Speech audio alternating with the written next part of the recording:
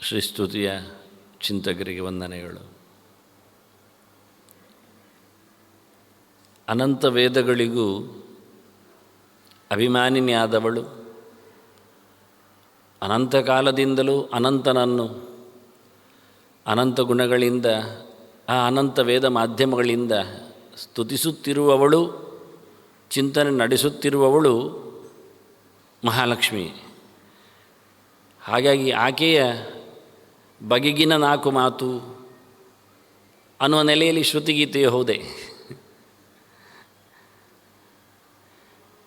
ಶ್ರುತಿ ಅಭಿಮಾನಿಯ ಗೀತಂ ಚಿಂತನೆ. ಮತ್ತು ಗೀತೆ ಅಂದರೆ ಹಾಡುವಲ್ಲ, ಹಾಡಲೇಬೇಕೇನು ನಿಯಮ ಇಲ್ಲ. ಅವರ ಗುಣಗಾನ ಮಾಡುತ್ತಾರೆ ಅಂತಕ್ಷಣ ಗಾನ ಶಬ್ದವೇ ಉಂಟಲ್ಲಿ ಪ್ರಯೋಗ. ನಾವಿವತ್ತು ಪದಗಳನ್ನು ಅರ್ಥಾಂತರಗಳಲ್ಲಿ ಹೆಚ್ಚು ಪ್ರಯೋಗಿಸ್ತೇವೆ. ನಿಮಗೆ ಇನ್ನೂ ಸ್ಪಷ್ಟ ಹೇಳುತ್ತೇನೆ. ಆದರೆ ಸ್ವಮೂರ್ತಿ ಗಣಮಧ್ಯಕಃ ಬ್ರಹ್ಮವಾಯು ಶಿವಾಹೀಶ ವಿಪೈ ಶಕ್ರಾಧಿಕೈರಪಿ ಸೇವ್ಯಮಾನಃ ಅಧಿಕಂ ಭಕ್ತ್ಯ. ಬ್ರಹ್ಮರುದ್ರಾದಿಗಳಿಂದ ಸೇವಿಸಲ್ಪಟ್ಟವನು, ಆರಾಧನೆಗೊಳ್ಳುವವನು ಭಗವಂತನು. ಸೇವೆಗೆ ಮಗದೊಂದು ಪದ ಭಜ ಭಜ ಇತಿ ಆಲಪಂತಂ ಪ್ರಣತವಾನ್ ಪ್ರಾಣಿನಾಂ ಪ್ರಾಣಭೂತಂ. ಭಗವಂತನನ್ನು ಭಜಿಸು, ಭಜ ಸೇವಾಯಾಮ್, ಸೇವೆಗೈ. ಅದರಿಂದ ಭಜನೆ ಅಂದರೆ ಸೇವಿಸು ಅಂತ ಅರ್ಥ. ಸೇವೆ ಮಾಡು. ಸೇವೆ ಮಾಡುವುದು ಅಂದರೆ ಬ್ರಹ್ಮರುದ್ರಾದಿಗಳು ದೇವರ ಸುತ್ತ ನಿಂತು ಏನು ಮಾಡ್ತಾ ಇದ್ದಾರೆ? ಅವನ ಉಪಸತ್ತು ಹೇಗೆ ಮಾಡುತ್ತಾರೆ? ಒಬ್ಬ ವಾಹನನಾಗಿ, ಒಬ್ಬ ಚಾಮರ ಹಿಡ್ಕೊಂಡು, ಒಬ್ಬ ಅರ್ಚನೆ ಮಾಡ್ತಾ, ಒಬ್ಬ ಮಂತ್ರ ಪಠನ ಮಾಡ್ತಾ, ಒಬ್ಬ ಉದ್ದಂಡನೆ ನಮಸ್ಕಾರ ಮಾಡ್ತಾ. ಆಚಾರ್ಯರು ಕೃಷ್ಣಾಮೃತ ಮಹಾರಣವಕ್ಕೆ ಬಂದಾಗ ಅರ್ಚನೆ, ಈ ಸ್ಮರಣೆ, ಈ ಧ್ಯಾನ ಇವೆಲ್ಲ ಎಷ್ಟು ಮುಖ ಅಂತ ಹೇಳಿಕೊರಟಾಗ ಪ್ರಣಾಮವನ್ನು ಇಟ್ಟುಕೊಳ್ಳುತ್ತಾರೆ, ಪ್ರದಕ್ಷಿಣೆಯನ್ನು ಹೇಳಿಕೊಳ್ಳುತ್ತಾರೆ. ಇವೆಲ್ಲ ಪೂಜೆಯ ಅಂಗಗಳು, ಮುಖಗಳು, ಹರವುಗಳು. ಸಮಷ್ಟಿಯಾದ ಸರ್ವಾತ್ಮನಾದ ಪೂಜೆ ಅಂದಾಗ ಇವೆಲ್ಲ ಬರಬೇಕು, ಬರ್ತದೆ. ಅದನ್ನು ನೈವೇದ್ಯಕ್ಕೂ ಪೂಜೆಗೂ ಏನು ಸಂಬಂಧ ಕೇಳಿದರೆ ಅದೂ ಇದೆ. ಪೂಜೆಯಲ್ಲಿ ಅದು ಸಹ ಸಮರ್ಪಣೆಯಲ್ಲಿ ಸೊತ್ತುಗಳು ಬರ್ತಾವೆ. ಹೀಗೆ ಇವನ್ನೆಲ್ಲ ಅರ್ಥ ಮಾಡಿಕೊಂಡಾಗ ಪದಗಳು ಇವತ್ತು ನಾವು ಅರ್ಥಾಂತರದಿಂದ ಕಂಗೆಟ್ಟಿದ್ದೇವೆ. ಬೇರೆ ಅರ್ಥಗಳನ್ನು ಮಾಡುತ್ತಾ ಅದಕ್ಕೆ ಆಯಾಮವನ್ನೇ ಬೇರೆ ಕಲ್ಪಿಸಿಬಿಡುತ್ತೆ. ಇವತ್ತು ಕೊನೆಗೆ ಅದನ್ನೇ ಮುಖ್ಯ ಅಂತ ಹೇಳಿಕೊಳ್ಳಲಿಕ್ಕೆ ಶುರು ಮಾಡುತ್ತೇವೆ. ಬಹಳಷ್ಟು ಶಾಸ್ತ್ರದ ವಿಧಿಗಳನ್ನು ಹುಡುಕಿ ನೋಡಿದಾಗ ಭಗವಂತನ ಬಗ್ಗೆ ನಿರ್ದಿಷ್ಟವಾದ ಮಾತುಗಳನ್ನು, ಶಬ್ದಗಳನ್ನು, ನಾಮಗಳನ್ನು ನಿರಂತರವಾಗಿ ಎನ್ನಾಮ ವಿವಶೋ ಗ್ರಣನ್ ಹೇಳುತ್ತಾ ಬಾಯಿಯಲ್ಲಿ ಹೇಳಿ ಹೇಳಿ ಅಭ್ಯಾಸ ಆಗಬೇಕು. ನಮಗೆ ಬಾಯಲ್ಲಿ ಹೇಳಿ ಅಭ್ಯಾಸ ಆಗುವುದಿಲ್ಲ. ಬಾಯಲ್ಲಿ ಹೇಳುವುದನ್ನು ಉಚ್ಚಾರಣೆ ಅಂತ ನೋಡಿ, ಅಲ್ಲಿ ಗೃಣನ್ ಅಂದರು. ಶೃಣ್ವಂತಿ ಗಾಯಂತಿ ಗೃಣಂತಿ ಸಾಧವಃ. ನಿಗರಣೆ ಅಂದರೆ ಬಾಯಿಂದ ಹೊರಗೆ ಬರುವುದು ಎನ್ನುವ ಅರ್ಥದಲ್ಲಿ. ಕೀರ್ತನೆ ಅಂದರೆ ಕೀರ್ತನ ಅಂತ ಹೇಳುವುದು. ಹೇಳು, ತಲೆಯಲ್ಲಿಟ್ಕೊಂಡು ಪ್ರಯೋಜನ ಇಲ್ಲ. ನನ್ನ ಮನಸ್ಸಿನಲ್ಲಿ ದೇವರ ಹೆಸರು ಹಾಗೆ ಉಂಟು, ಹಾಗೆ ಹೇಳಿಕೊಂಡು ತಿರುಗುವವರುಂಟು, ಅದು ಪ್ರಯೋಜನ ಆಗಲಿಲ್ಲ. ತಲೆಯಲ್ಲಿ ಎಲ್ಲ ಅಷ್ಟೋತ್ತರಗಳೇ ಇರ್ತವೆ, 1000 ನಾಮಗಳು ಇರಬಹುದು. ಕ್ಯಾಸೆಟ್ಟಲ್ಲಿ ಕೋಟಿಗಟ್ಟಲೆ ಹೊತ್ತಗೆಗಳುಂಟು ಹೇಳಿದ ತಕ್ಷಣ ಏನು ಪ್ರಯೋಜನ ಆಯಿತು? ಹಾಗೆ ನಮ್ಮ ಮೆದುಳ ಬಳ್ಳಿಯಲ್ಲಿ ಹರಿಯುತ್ತಿರತಕ್ಕಂಥ ಅದು ಒಳ್ಳೆಯದೇ, ಸಂಸ್ಕಾರ ಅದಕ್ಕೂ ಇದೆ ಬಿಡಿ. ಆದರೆ ಅದನ್ನು ಇಳಿಸಬೇಕು, ಇಳಿಸಿ ಬಾಯಲ್ಲಿ ಬರಿಸಬೇಕು.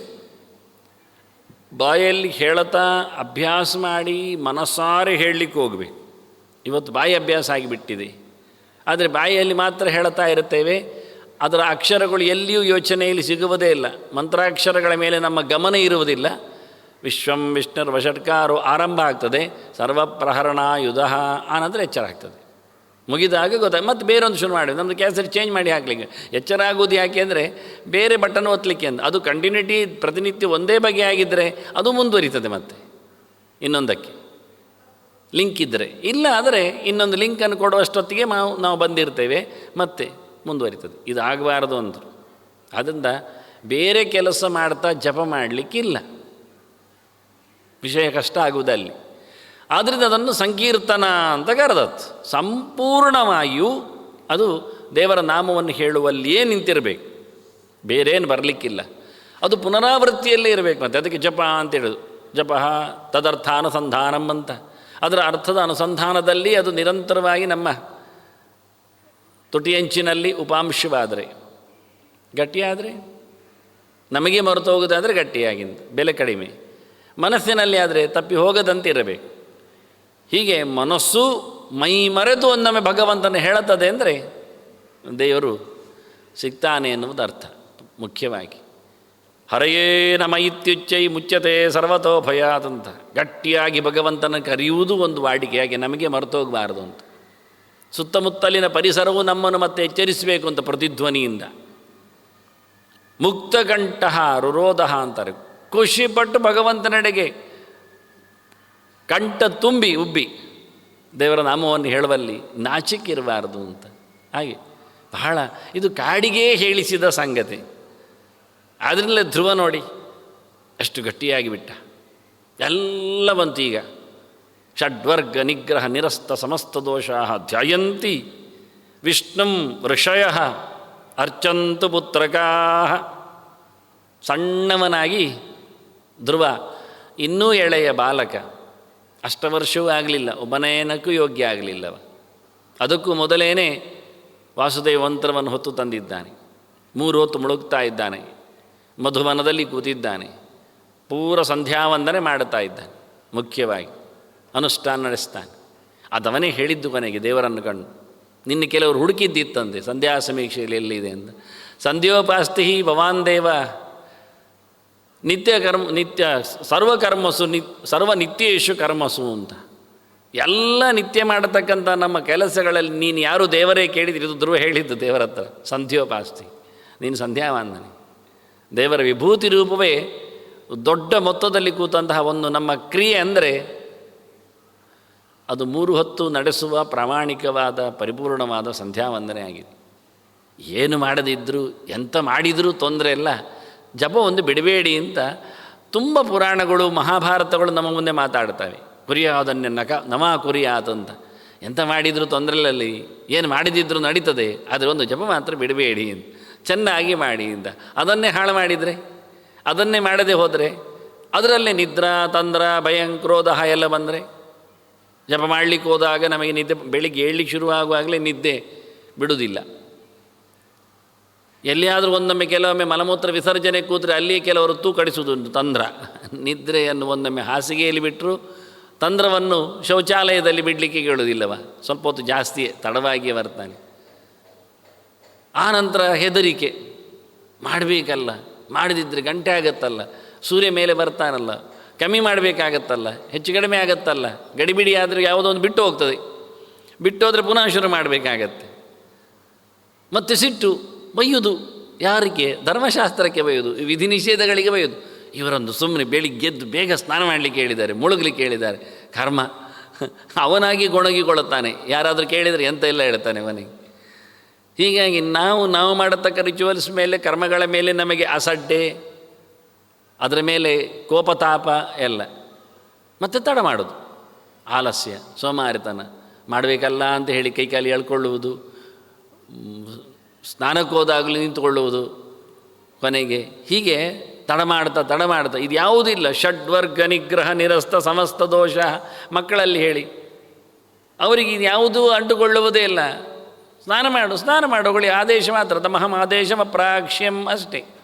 ಆದ್ದರಿಂದ ಅರ್ಚಂತು ಪುತ್ರಕಾ ಅನ್ನೋದು ಮಕ್ಕಳೇ ಹೇಳುವಾಗ ಯಾವುದೇ ರೀತಿಯಾದ ಸಮಸ್ಯೆಗಳಿಗೆ ತಲೆ ಕೊಡದವರು. ಸಮಸ್ಯೆ ಬಂದರೂ ತಲೆ ಕೊಡುವುದಿಲ್ಲ, ಗೊತ್ತಿಲ್ಲ ಅವುಗಳಿಗೆ ತಲೆ ಕೊಡಬೇಕು ಅಂತ. ಅವುಗಳಿಗೆ ನಿಜವಾದ ನಿರ್ವ್ಯಾಜವಾದ ಹೃದಯ. ಸಮಸ್ಯೆ ಬಂದಾಗ ನನ್ನಿಂದ ಪರಿಹಾರ ಆಗ್ತದೆ ಎನ್ನುವ ಚೂರೂ ಅಹಮಿಲ್ಲ.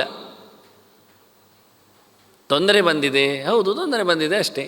ಹೇಗೆ ಅವುಗಳಿಗೆ ಹಸಿವೆ ಆಗಿದೆಯೇ, ನೋವಾಗ್ತದೋ, ಅದಕ್ಕೆ ಅಡುಗೆ ಮಾಡಿದರೆ ಹೋಗ್ತದೆ ಹೇಳಿಕೊಳ್ಳುವಲ್ಲಿ ಅವುಗಳು ಏನೋ ಸ್ವತಂತ್ರರಲ್ಲ. ಗೊತ್ತು ಅವುಗಳಿಗೆ ಅಡುಗೆ ಯಾರು ಮಾಡೋದು, ನಮ್ಮ ಬರುವುದಿಲ್ಲ. ಪೂರ ಕೈ ಮೇಲೆ ಮಾಡ್ತವೆ. ಅಡುಗೆ ಮಾಡಲಿಕ್ಕೆ ನಮಗೆ ಬರುವುದಿಲ್ಲ. ಅದರಿಂದ ಹಸಿವು ಸ್ವಯಂ ನಾವಾಗಿ ನಿವೃತ್ತಿ ಮಾಡಿಕೊಳ್ಳಿಕ್ಕೆ ಆಗೋದೇ ಇಲ್ಲ. ಹೀಗೆ ಎಲ್ಲ ಸಮಸ್ಯೆಗಳ ಮೇಲೆ ನಮಗೆ ಸ್ವಾತಂತ್ರ್ಯ ಇಲ್ಲ.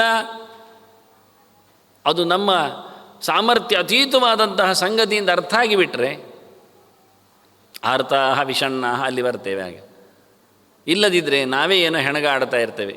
ಹಗಲು ರಾತ್ರಿ ಅದನ್ನು ನೆನೆಸಿಕೊಂಡು ಅದರ ಪರಿಹಾರಕ್ಕಾಗಿ ಉಪಾಯಗಳನ್ನು ಹುಡುಕ್ತಾ 10 ಜನರನ್ನು ಸೇರಿಸಿಕೊಳ್ಳುತ್ತಾ ಮತ್ತಷ್ಟು ನಾವು ಸೋತು ಹೋಗ್ತಾ ಇರ್ತೇವೆ. ದೇವರ ಬಳಿಗೆ, ದೇವರ ಚಿಂತನೆಗೆ ಸಾಗುವುದೇ ಇಲ್ಲ. ಅದರಿಂದ ಪುತ್ರಕಾಹ ಅಂದದ್ದು. ಮಕ್ಕಳೇ, ನಿಮಗೆ ಸಮಸ್ಯೆಯ ಅರಿವೂ ಇಲ್ಲ. ಸಮಸ್ಯೆಯಾಗಿಯೇ ಇಲ್ಲ. ಅವುಗಳಿಗೆ ಸಮಸ್ಯೆ ಅಂತ ಗೊತ್ತದನ್ನು. ಮಗು ಹಾವನ್ನು ಮುಟ್ಟುತ್ತದೆ, ಹಾವಿನ ಬಾಯಿಯಲ್ಲಿ ವಿಷ ಇದೆ, ಕಚ್ಚಿದರೆ ಸಾಯ್ತದೆ, ಅದಕ್ಕೆ ಏನು ಗೊತ್ತಿಲ್ಲ. ಸಾವೇ ಗೊತ್ತಿಲ್ಲದ ಮಗುವಿಗೆ ವಿಷಯ ಎಲ್ಲಿ ಗೊತ್ತಾಗಬೇಕು? ಅದು ಹಿಡಿಲಿಕ್ಕೆ ಹೋಗುದು. ನಾವು ಹೇಳ್ತೇವೆ ಮುಟ್ಟಬೇಡ, ಅದು ಕಚ್ಚುತ್ತದೆ. ಅದಕ್ಕೆ ಕಚ್ಚುತ್ತದೆ ಎನ್ನುವುದು ಗೊತ್ತಿಲ್ಲ. ಕಚ್ಚಿದರೆ ಸಾಯ್ತದೆ, ಅದು ಗೊತ್ತಿಲ್ಲ. ಅದರಲ್ಲಿ ವಿಷಯ ಇದೆ, ಅದು ಗೊತ್ತಿಲ್ಲ. ಯಾವುದರ ಪರಿಚಯ ಇಲ್ಲದ್ದು ಹೇಗೋ ಹಾಗೆ. ಅರ್ಚಂತು ಪುತ್ರಕಾಹ, ಸಹಜವಾಗಿಯೇ ನಿರ್ಭಯವಾಗಿ ಕೋಪತಾಪಕ್ಕೆ ಒಳಗಾಗದೆ, ಕಾಮಕ್ರೋಧಗಳಿಗೆ ಬಲಿಯಾಗದೆ, ಶುದ್ಧವಾದ ಮನಸ್ಸು ಮಕ್ಕಳಲ್ಲಿ ಇರ್ತದೆ. ಹೇಳಲಿಕ್ಕೆ ಬರ್ತದೆ, ಜಂಜಾಟ ಇಲ್ಲ. ಮನಸ್ಸು ಬೇರೆಡೆ ಓಡುವುದಿಲ್ಲ. ಓಡಲಿಕ್ಕೆ ಏನು ವಸ್ತು ಇಲ್ಲ ಮಕ್ಕಳಲ್ಲಿ. ಇದ್ದರೆ ತಿಂಡಿ ಊಟ ಅಷ್ಟೇ. ಅದ್ರ ಬಿಟ್ಟರೆ ಮತ್ತೆ ಯಾವುದಕ್ಕೆ ಓಡುತ್ತೆ? ಆಟ. ಹಾಗಾಗಿ ಇದು ಒಂದು ಆಟ, ಇದು ಒಂದು ತಿನಿಸು ಅನ್ನೋ ನೆಲೆಯಲ್ಲಿ. ಅದಕ್ಕೆ ಆಹಾರ ಶುದ್ಧವನ್ನುವಲ್ಲಿ ಮಾತಾಡಿದ್ದದನ್ನು. ವಿದ್ಯೆಯು ಒಂದು ಆಹಾರ ಅಂತ, ಇದು ಒಂದು ಆಹಾರ ಅಂತ ಹೇಳ್ತಾ ಅವುಗಳಿಗೆ ಮೊದಲೇ ಹೇಳಿಕೊಟ್ರೆ ಅದನ್ನು ಮಕ್ಕಳು ಮೊದಲಿಂದಲೇ ಕಲಿತಾರೆ, ಮೊದಲೇ ಮಾಡ್ತಾರೆ. ಹೇಳಲಿಕ್ಕಂತೂ ಬರುತ್ತೆ. ನೀವು ಅವಳಿಗೆ ಸ್ಮರಣೆ ಬಗ್ಗೆ ಮಾತಾಡಿಸಬೇಡಿ, ಅವರಿಗೆ ಧ್ಯಾನದ ಬಗ್ಗೆ ಹೇಳಬೇಡಿ. ನೀವು ಜಪ ಮಾಡಲಿಕ್ಕೆ ಹೇಳಿಕೊಡಿ, ಕೀರ್ತನೆ ಮಾಡಲಿ, ಶಬ್ದ ಹೇಳಲಿಕ್ಕೆ ಹೇಳಿ. ದೇವರ ಶಬ್ದಗಳ, ದೇವರ ನಾಮಗಳನ್ನು ಹೇಳಿಸಿ ಶುದ್ಧವಾಗಿ ಸ್ಪಷ್ಟವಾಗಿ ದೇವರ ನಾಮಗಳನ್ನು. ಒಂದೊಮ್ಮೆ ಅದು ಹೇಳ್ತಾರೆ ಸ್ತೋಭಂ ಹೇಳನಮೇವ ಅಂತ. ಒಂದೊಮ್ಮೆ ಅಕ್ಷರ ಸರಿಯಾಗಿ ಬರೆದ ನಾಲಾಯನ ಹೇಳಿ ಆಗ್ತದೆ, ನಾಲಾಯನೂ ಆಗುತ್ತೆ. ರಲಯೋರ ಭೇದ ರೈಪ ಬರದಿದ್ದರೂ ಒಂದೊಮ್ಮೆ ಹೇಳಲಿಕ್ಕೆ ಆಗದಿದ್ದರೂ ಹೇಳಿಸಿ. ಸ್ತೋಭಂ ಹೇಳನಮೇವ ವೈಕುಂಠನಾಮ ಗ್ರಹಣಂ ಅಶೇಷ ಅಗಹರಂ. ಇದು ಹೌದೇ, ಆಗುವುದಿಲ್ಲ ಯಾಕೆ ಅಂತಾರೆ. ಹೀಗೆ ಹೇಳಿಕೊಳ್ಳಿ, ಮುಂದುವರಿಸಿ, ಮತ್ತೆ ಆಗುತ್ತೆ ಗಟ್ಟಿ. ಅದಕ್ಕೋಸ್ಕರ ಸಣ್ಣ ಮಕ್ಕಳು ಹೇಳಲಿಕ್ಕೆ ಬಾಲಕ ಇದ್ದಾಗೆ ಪುತ್ರಕ ಅಂದದ್ದು. ಅತೀ ಸಣ್ಣ ಮಗು ಅಂತ ಅರ್ಥದಲ್ಲಿ. ಇನ್ನೂ ಶಬ್ದಗಳನ್ನು ಸ್ಪಷ್ಟವಾಗಿ ಉಚ್ಚಾರಣೆ ಮಾಡದಷ್ಟು ಪ್ರಬುದ್ಧಗೊಳ್ಳದ ಮಕ್ಕಳ ಬಗ್ಗೆಯೂ ಮಾತಾಡಿದ್ದು. ಮಗದೊಂದು ಕಪ್ರತ್ಯಯ ಅಲ್ಲದು. ಅದು ಕಾ ಅಂದರೆ ಆನಂದಾರ್ಥಕವಾದಂತಹ ಪದವೇ. ಅದರಿಂದ ಪುತ್ರಕ ಅಂದರೆ ಖುಷಿಯಾದ ಮಕ್ಕಳು ಅಂತ. ಮಕ್ಕಳಲ್ಲಿ ಖುಷಿ ಎನ್ನುವುದು ಮಡುಗಟ್ಟಿರ್ತದೆ. ಎಂಥ ಸಮಸ್ಯೆ ಬಂದಾಗಲೂ ದುಃಖಿಸುವುದಿಲ್ಲ. ಆದ್ದರಿಂದ ಸಂತೋಷದಲ್ಲಿ ದೇವರನ್ನು ಕರಿಬೇಕು. ಆಪತ್ತು ಬಂದಾಗ, ಸಂಕಟ ಬಂದರೆ ಅಂತ ಆಗಬಾರ್ದು. ಸಂಕಟ ಬಂದಾಗ ಸಂಕಟದಿಂದಾಗಿ ನಾವು ಸ್ವಲ್ಪ ಕುಗ್ಗಿರ್ತೇವೆ. ದೇವರನ್ನು ಕರೆಯುವಾಗ ಕೆಲವೊಮ್ಮೆ ಸಂಕಟವು ನೆನಪಿಗೆ ಬರಬಹುದು. ಕುಂತಿ ಮಾತ್ರ ಹೇಳ್ತಾಳೆ ವಿಪದ ಸಂತನ ಶ್ವಶ್ವತು, ನನಗೆ ತೊಂದರೆ ಕೊಡು ನೀನು, ಯಾಕೆ ನಾನು ಗಟ್ಟಿಯಾಗಿ ಕರೀತೇನೆ. ಅವಳಿಗೆ ಅಭ್ಯಾಸ ಆಗಿದೆ. ಅಭ್ಯಾಸ ಆದವರಿಗೆ ತೊಂದರೆ ಮರೆತು ದೇವರನ್ನು ಕರೀಲಿಕ್ಕೆ ಬರುತ್ತೆ, ಅದೊಂದು ಯೋಗ್ಯತೆ. ಇನ್ನು ಕೆಲವರಿಗೆ ತೊಂದರೆ ಆದಾಗ ತೊಂದರೆಯೇ ಸಂಕಟ ಆಗುವುದು, ನೆನಪಾಗ್ತಾ ಇರೋದು. ಅದು ದೇವರನ್ನು ಕರೆದಾಗಲೂ ಸ್ತೋತ್ರ ಹೇಳುವಾಗಲೂ ಅಳುವುದು, ಮಧ್ಯದಲ್ಲಿ ನಿಲ್ಲಿಸುವುದು, ಅದು ಪ್ರಯೋಜನ. ರೋದನ ಮಾಡ್ತಾ ಸ್ತೋತ್ರ ಮಾಡೋದ್ರಲ್ಲಿ ಅರ್ಥ ಇಲ್ಲ. ಸಮಸ್ಯೆ ನೆನಪಾಗದಂತೆ ಮಾಡುವುದು ಮಕ್ಕಳು ಮಾತ್ರ. ಗಾಯ ಇದ್ದರು, ಬಿದ್ದುಕೊಂಡಿದ್ರು, ರೋಗ ಇದ್ದರು, ಹೇಳಬೇಕು ಅಂದರೆ ಹೇಳ್ತಾ ಇರ್ತಾರೆ. ಖುಷಿಯಲ್ಲಿ ಹೇಳುವುದರಲ್ಲಿ ಒಂದು ಖುಷಿ ಇದೆ. ಅವುಗಳು ಏನು ಮಾಡುವುದರಲ್ಲಿಯೂ ಆನಂದ ಪಡ್ತಾರೆ. ಮಣ್ಣಿನಲ್ಲಿ ಮನೆ ಕಟ್ಟುವಾಗಲೂ ಏನು ಸಂತೋಷ ಇದೆ, ಅದನ್ನು ಸಂಜೆ ಆಯಿತು ಅಂತ ತುಳಿದು ಎಸೆದು ಬೀಳಿಸಿ ಹೋಗುವುದರಲ್ಲಿ ಅವುಗಳಿಗೆ ಅಷ್ಟೇ ಖುಷಿ ಇದೆ. ಕಷ್ಟಪಟ್ಟು ಕೆಲಸ ಮಾಡುವಾಗಲೂ ಅವುಗಳು ಬೆವರು ಸುರಿಸಿದಾಗಲೂ ನೋವಾಯ್ತಲ್ಲ ಹೇಳಿಕೊಂಡು ಅಳುವುದಿಲ್ಲ. ಅನಾಯಾಸವಾಗಿ ಮಾಡುವ ಕೆಲಸವನ್ನು ಅವರು ಎಂದೂ ಸಹ ಸಣ್ಣ ಮಟ್ಟಿಯಲ್ಲಿ ನೋಡೋದಿಲ್ಲ. ಎಲ್ಲವೂ ಆನಂದ. ಮಕ್ಕಳಲ್ಲಿ ಯಾವುದೇ ರೀತಿಯಾದ ನಿಷ್ಕಲ್ಮಶವಾದಂಥ ಹೃದಯ ಇರಲಿಕ್ಕೆ ಹೋಗಿ ಒತ್ತಡ ಇರುವುದಿಲ್ಲ ಅಂತ ಹೇಳಲಿಕ್ಕೆ ಅರ್ಚಂತು ಪುತ್ರಕಾಹ ಅಂತ. ಪ್ರಹ್ಲಾದನಂತೂ ಅನುಭೂತನಾಗಿ ಮಾತೆ ಕೊಟ್ಟ, ಕೌಮಾರ ಆಚರೇತ್ ಪ್ರಾಜ್ಞ ಧರ್ಮ್ಯಾನ್ ಭಾಗವತಾನಿಹ ಅಂತ. ನೀವೊಂದೊಮ್ಮೆ ದೇವರ ವಿಷಯದಲ್ಲಿ ಕೆಲಸ ಮಾಡುವುದಾದರೆ ಶುರು ಮಾಡಿ ಈಗಲೇ ಅಂದ. ಎಳವೆಯಲ್ಲಿ ಶುರು ಮಾಡಿ.